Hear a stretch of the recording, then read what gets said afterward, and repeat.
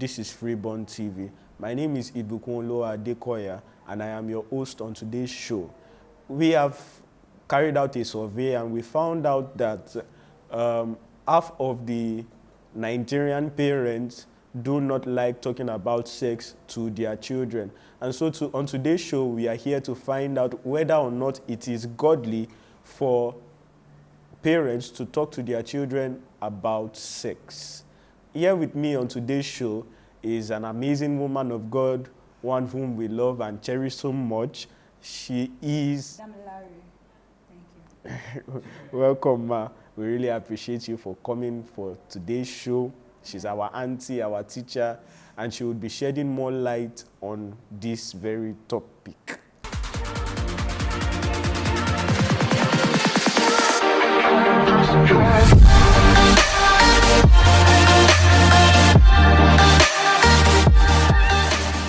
Welcome back. So firstly, I would like to ask, what is sex education? What is sex education? So I think the name is really clear. The name sex education. So it's educating someone, teaching someone about sex, sexuality.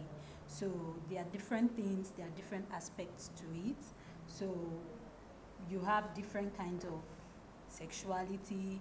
You have the private parts of the body that a child should know about, and all of that. So that's basically what sex education is for me. No, that's really awesome.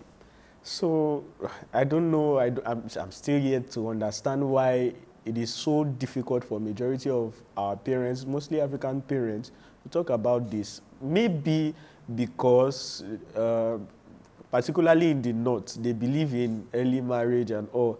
So they give their daughters out for marriage at a very young age and all this.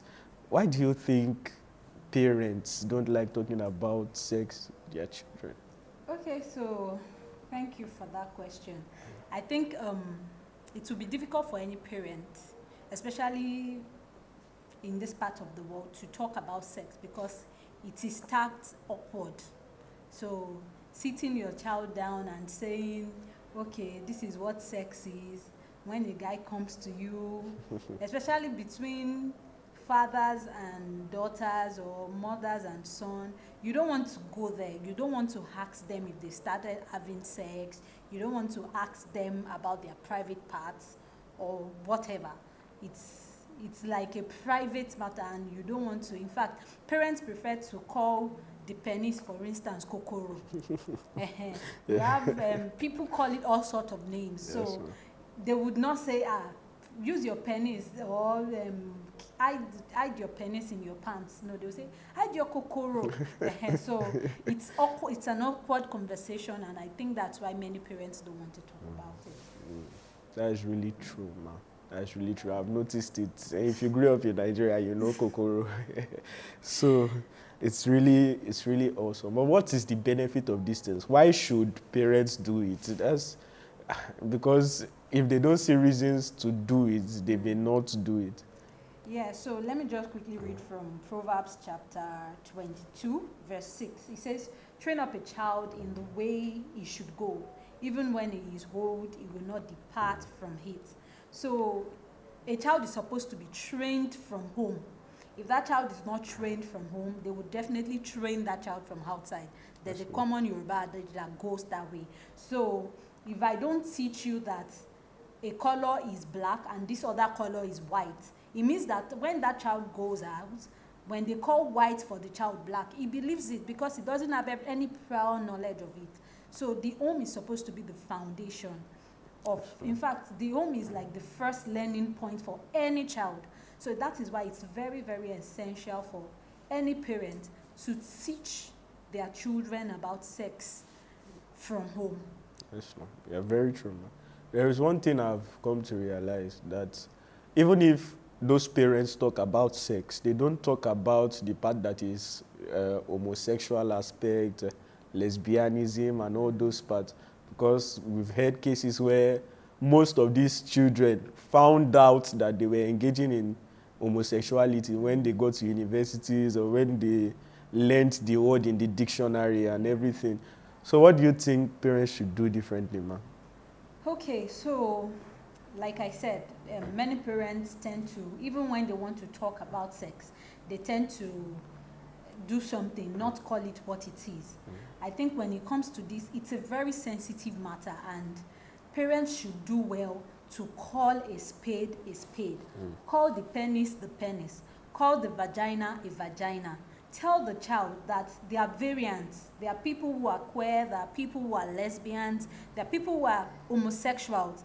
Let the child know that these things exist, such that the child is not even ignorant. Do you understand? Ignorance is one thing that kills a lot of people. I've seen a lot of children grow up and they say, you know, I used to touch myself when I was young and I didn't know it was masturbation. Because nobody taught them about it. So let them know that when you do this, this is what it is called. It doesn't mean that that child will become promiscuous. Now, that is the fear. A lot of parents think that, if I allow this child have the knowledge, the child will probably be tempted to do it. But we've seen cases of young girls who were tricked into lesbianism by their teacher, and the child thought that the child was, and the parent probably thought that the child was safe because it was a female teacher, not knowing that the female teacher was a lesbian. Yes, ma'am. And the child would not know, because all the mother told the child was, if a man touches your vagina, the mother made the child believe that it's okay for a lady to touch your vagina. So you need to cover all the bases. You need to definitely cover it. Let the child know that not even mommy should touch your vagina. Do you understand? Yes. So parents should not be shy. They should even educate themselves. That's another thing. A lot of parents don't even know. Yes, so if you can't give what you don't have, you don't know that this thing exists, how do you then want to educate your child? So I think parents should educate themselves, then go on to educate their children appropriately. Very true. Thank you very much for that. Let's go on a short break. We'll be right back.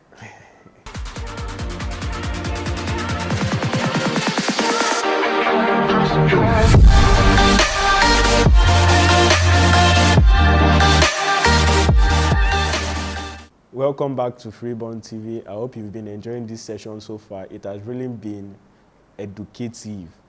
And I'm sure the question on parents' mind now is, at what age do I teach my child these things? Is it when he's very young, when he's at least a teenager, or when he's about to become an adult or something like that?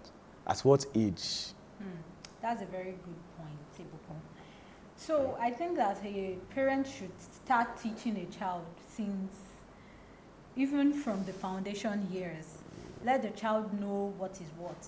There is age-appropriate knowledge. So you need to find out, and that's why in the beginning I already said parents should also equip themselves, because you can't give what you don't have. So you need to know what is the age-appropriate knowledge for this child. So if a child is 1 year old, what information should I be giving the child? If a child is 2 years old, what information? It is very important that it starts from that tender age, because abuse and all other sorts of things happening around the world happens from that age. In fact, babies are victims of abuses. We've seen babies that were laid down and the next thing you find out that there is blood all over. So you need to know what to tell that child at the appropriate age. Like a 1 year old baby girl is active. You let her know that you don't sit on any uncle's laps. No uncle should touch you, whether on your chest or on your buttocks. You let her know this is what your buttocks is called. This is what your vagina is called. And for guys, for boy children, appropriately as well. Then there is something somebody said and I held on to. At a very tender age, teach your children how to take care of themselves after using the toilet. So how to clean up for themselves, such that that will not be an excuse for a predator. So you tell the child, this is how to clean up after using the toilet. Nobody, not even uncle or auntie, should help you. In fact, that way they won't even need daddy or mommy. You start training them from the home at a very tender age. So I wouldn't say any age is too young to start passing the knowledge. That's really awesome. It's an eye-opener, because many people think it's at the teenage age that they need to begin to talk about sex and all. When they begin to talk about it, they cover the ears of those children. So like she said, there is a need for us to equip us, for you parents rather, so equip yourselves and learn more about this topic. It's a very, very sensitive topic. Rape, all these immoral acts, abuse, and everything have been happening, like she rightly said. The right knowledge would help them prevent it. What is taught in sex education, and how is it taught to children? Oh, that's a very good question. So, sex education is all about teaching sexuality. So, what you're trying to pass on is to allow that child understand his sexuality. That's first thing. So, as a child is growing, there will be changes due to puberty and a whole lot of things. So if the child has the information beforehand, he is not afraid that, is something wrong with me? Why is my chest getting bigger? Or for a boy, why is my voice getting deeper? Or why did I see blood when the period starts? So you are trying to allow the child understand his or her sexuality. So that is what you're teaching basically. And you are letting the child know that this is who you are. You're a lady, for instance, you're a girl. This is what should be in your body. You should have your breast, you should have your curves, you should have your this and that. Then for the guy, you are allowing him know this is it, such that when the boy wakes up one morning and he sees his penis shooting out and he's not afraid and saying, "Mommy, mommy," so he knows it's a normal thing for a boy to have that, and that even makes it easy for the child to also know if something is wrong. So I've heard of cases of children, female children now, who didn't grow a breast till they grew up and they never menstruated. That means that an hormone probably was missing in that child's body, and that was not noticed in time because the child just felt, maybe I'm just flat chested, it's normal. Or for a boy, maybe some children from a very young age, it's very easy to know if they are impotent or not. So it helps you know when there is a problem, and for the child to know when he's not even developing well. So for the question of how, I don't know if there is a how. So every parent now knows how they communicate with their children. So for some parents, maybe they have times at home. Fine, I don't have any children now, but I plan to have a particular time in the house when we would have discussions. So it can be Bible discussions, it can be during the bedtime stories. You just have a time that you know that is me and you time, is mommy and I time. We talk about whatever we want to talk about. So, and it also boils down to the relationship you build with your parent, between the parent and the child. Some parents are estranged to their children. So it's very, very necessary, because if you are the kind of parent that is not close to that child, it will be strange for you to just come and say, "Well, yeah, come here, let's talk about sex." No, it won't work that way. So it's better that the foundation is built properly. The parent and the child have a very smooth relationship. So that's how. Thank you. I trust we are really learning a lot. So before we round up this section, I want us to, for the little ones watching, the teenagers, the youths, the unmarried, the single, and everyone, I want us to do a brief sex education, and the parents are not going to be exempted from it. I will just say a scenario, and I want Auntie Dami to explain how a parent should respond in such an activity. Some teenagers, youths, they have started having sex and all those things. How do I run to daddy and tell him this is what is happening? I don't like what is happening. I want to stop, but I can't stop. They are afraid. They are worried. How will the parent take it? How is everything? So I want Auntie Dami to respond as the parent now. Okay, that's a very big scenario. So I know that a lot of teenagers don't like to talk to their parents about their sex life, especially when they've started having sex. It's not an easy thing. And this is where I would go back to my last comment, that parents should make sure that they build a smooth or a beautiful relationship with their children, such that they are not just the parents, they are friends. So if that relationship is there, it will be easier for the child to come out and say, okay, let me talk to mommy or daddy about this. And as a parent, I would say, if a child comes to me with that kind of thing, first of all, I might feel bad, but I need to also remember that that child is human. I think that is where we need to cut our children a whole lot of slacks. Our children are humans, just like we are humans. In fact, some of us as parents, we also made mistakes when we were teenagers. Things we are probably not proud of now, things we cannot talk about now. So we should cut our children some slacks. They are humans. And we should allow them know that, okay, fine, it's good to make a mistake, but it's not just about falling. It's about now picking yourself back up and allowing me to help you. So be there to help that child. Because this child is even coming out to say, I realize my mistake. I don't want to do this again. But the truth is, we know that child needs strength. It might not end in one day because it might have become a bad habit. So you need to be there to help, not to criticize. Not to criticize, to show some love and to learn, depending on what the situation is. So in this scenario, you're saying that the child has probably has a relationship with an opposite sex. They started having sex. So in this situation, that relationship probably has to end first.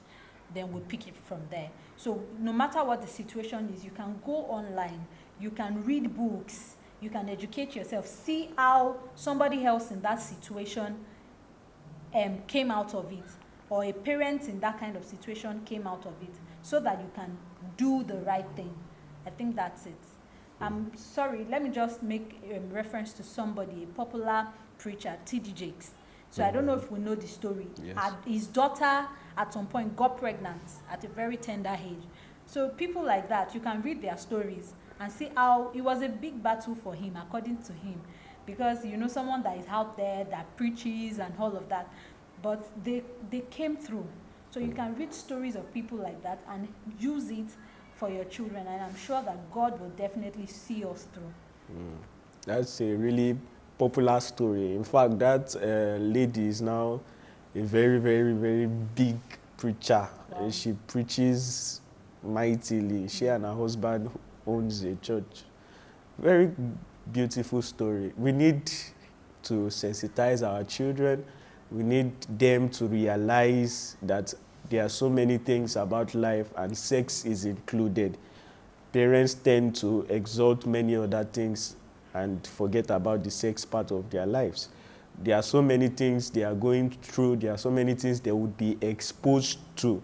Why not just expose them now, teach them, help them understand how to combat such things, and then when they find it in the future, they know how to battle things like that.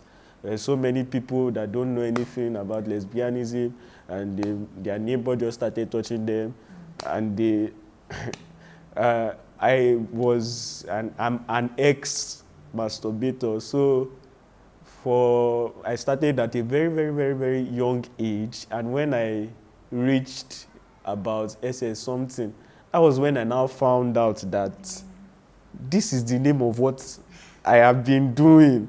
Because I didn't understand, I didn't know it. I'm not saying that my parents did not educate me. In fact, they tried, they did, but they didn't talk about what masturbation is, because I'm sure it wasn't even popular in their time. So I was just doing it consistently. Although I didn't like it, I knew what I was doing was wrong. There's still this inward knowing that, okay. But I continued. No one knew for up to, but I found the courage to open up to my dad. And once I did, it became so easy. So don't be afraid to open up. If you are watching me and you are scared of telling your parents that you are now an addict, you are addicted to sex, you don't know how to, don't be afraid, don't be scared, don't be worried. This is the secret. Open up. All right, Auntie Dami, I want you to picture this. You train your child maybe later in life, and you spoke about it, about sex to your, about homosexuality, about lesbianism, and probably your child is a female child, and then she begins to get attracted to other ladies. She goes to school and gets exposed more, and she begins to enjoy the company of those ladies. How do you feel? How do you react? Do you blame yourself for what is happening, or would you plan how you would help the daughter? So that's like a fix now. So after teaching your child about the different variations, I'm sure while teaching the child, you've made the child know that, okay, as a family, we have values, and our values are Christian values. And as Christians, we only believe that man and wife, man and woman, that is how God created it, and that is how it is meant to be. A man is supposed to be with a man, with a woman rather, not a man and a man, or a woman and a woman. So I'm sure I would have passed that information from the onset. So it is not now impossible that child comes back to me to say, Mom, I think I'm interested in a fellow lady. I've always been attracted to girls. That's how lesbians put it. They will tell you they've never been attracted to guys. They are always attracted to fellow girls. So how do I handle this? What I'm going to tell that child, in the first place, I don't have to get angry. Anger would not even solve it, because it's a very sensitive issue. It's a very sensitive issue. And I'll calm down, talk to the child, let the child know that, well, you don't have to act in a hurry. There are a lot of things to understand about sexuality. You don't have to rush and say, okay, now it's a woman I want to end up with or marry. You need to even understand yourself and go back to God. For a child to even tell me that, it means that our salvation is even questionable in the first place. So personally, I need to go back to pray for that child. Do you understand? Yes. And let her come back to the way of truth, because you can't just talk somebody out of being a lesbian. So she needs to realize it herself. I'll use myself as an example. I tell people, all this, I'm attracted to a fellow woman, or I'm attracted to a fellow guy, I think it's just a lie from the pit of hell, and it's something in your head that if you give it much attention, there are a lot of things in our head. If you give that thing attention, a whole lot of attention, you will definitely fall prey, and you will think that that is the only way out. I admire ladies a lot. My husband knows. He's always like, kilo day. Like, I used to tell people, maybe if I was born in the Western world, I would be lesbian. Because I admire ladies, everything about them. I can be lesbian. I can sleep with a fellow woman. But because I have thought about it, do you understand? And I'm like, to what end? I have been patient about it. I have seen that there is nothing like there is no way out. It has to be a lady or a lady. Do you understand? And I have allowed the truth of the gospel to also empower me or enlighten me. So this is what you need to also tell that child, because it's a very sensitive topic, like I said. You can't just scream at the child and say, never, not in this house. No. Let that child know that. Ask him, why did you say that? From his response, from her response, you can then deduce your own response. And tell her to go back to pray about it. If God wants her to really be with a woman, and the Holy Spirit is your best friend, He will do that work. He will convince that child otherwise. He will change. The Bible says that the heart of man is in the hands of God, right? So that child's heart will be changed automatically by the help of the Holy Spirit. Yeah. So I'll just say, as humans, let's not build on our fantasies. There are a lot of fantasies. Some people have fantasies of sleeping with fellow men. It's just a fantasy. If you give that fantasy attention, then it becomes a reality. It becomes a reality. Yes. So everybody has a tendency for everything, but it depends on how much you build it. Yeah, thank you. Yes, ma'am. Thank you very much, ma'am.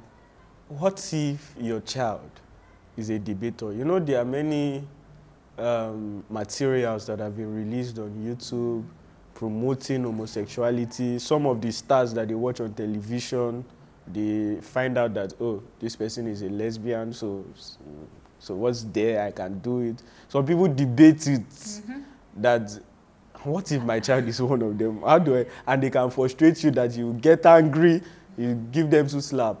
What do you do?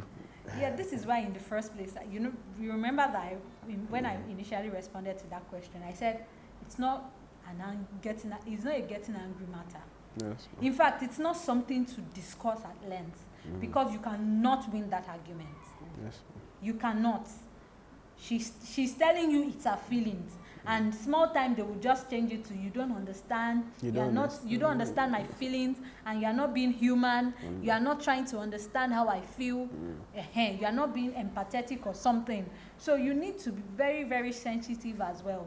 You don't need to argue with that child. Just ask him, oh, why do you think you can't be attracted to a man and it's only women? Ask her. From her questions, then you know what to say.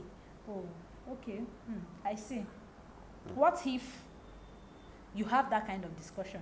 You let her know that, well, I'm not arguing with you. Go back to God. Sure, you're a Christian too now.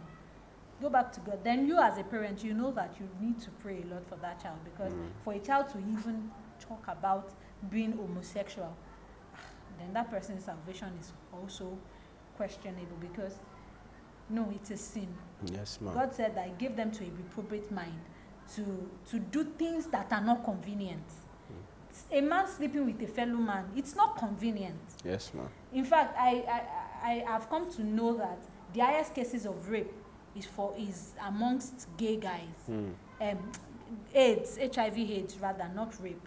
The highest cases of HIV/AIDS is among gay guys. I don't know why. I think the anal thing is very, very. So I think the highest cases. So it's not even convenient for a woman. I don't know. A lot of women, if you ask women too, they will tell you that I can never allow my husband have anal sex with me. Talk more of a fellow man. It's somehow. So it's like that child is already falling for that reprobate mind. So maybe the fear of God is not even there in the first place.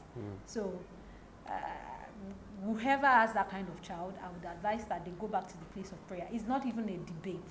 It's not something to argue over, because that child needs to meet with the father. Yes, ma'am. She needs to meet with the father. Yeah, thank you. Thank you very much, ma'am. This has been a very amazing session with you, ma. We really appreciate you for coming. Thank you, ma, for all your contributions. Thank you. More grace, ma. Yeah, thank you. Thank you for being with us. I hope parents have learned and also children have learned. Please subscribe to Freeborn TV to get more of these inspiring programs and talk shows. Please subscribe and click the notification button there to get notified when next we are releasing our videos. Thank you for joining. God bless you.